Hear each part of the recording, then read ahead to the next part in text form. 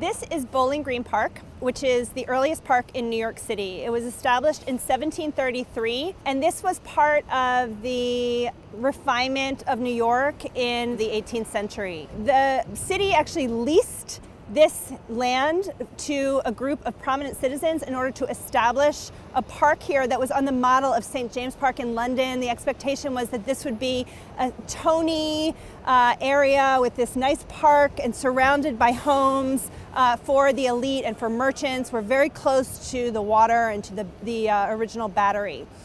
And so this group of three established the park here, and they laid it out to be this nice bowling green to really anchor what became known as the court end of town, or one of the elite enclaves of 18th century New York City.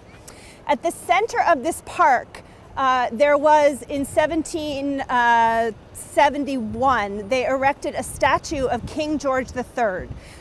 Who, of course, was king that eventually, not that long after, the colonists would rebel against. But in 1765, after the Stamp Act was repealed, the Common Council of New York, in order to show their appreciation to King George III for repealing the Stamp Act, paid to erect this equestrian statue of the king here in the center of Bowling Green Park. And that statue sat here for several years. In addition, they paid to put this fence up around the park. And at these thicker poles on the fence, each of these thicker poles was topped by a crown. So as we know, the colonists didn't remain happy with King George for all that long, and in 1776 they declared independence, and the Declaration of Independence was read out in New York City to George Washington's troops and other citizens, other patriots who were gathered at the Commons, which was a gathering field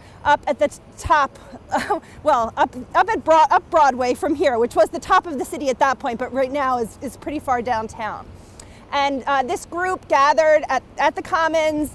The Declaration of Independence was read out to them, and then they stormed down, led by the Sons of Liberty, stormed down Broadway and knocked out all of the things that they could find that they associated with the king and with Parliament. So any kind of royal associations, any street names that were associated with the king, the King's Arms Tavern sign, things like that. And then they came down here to Bowling Green Park and they tore down the statue of King George III. And they hacked off all of these crowns along this fence.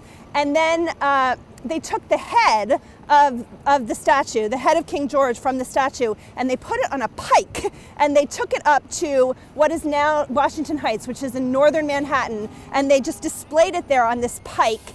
And the rest of the statue, as well as these crowns, they melted down that iron into, and then they formed it into bullets, which they sent back to the British through their muskets.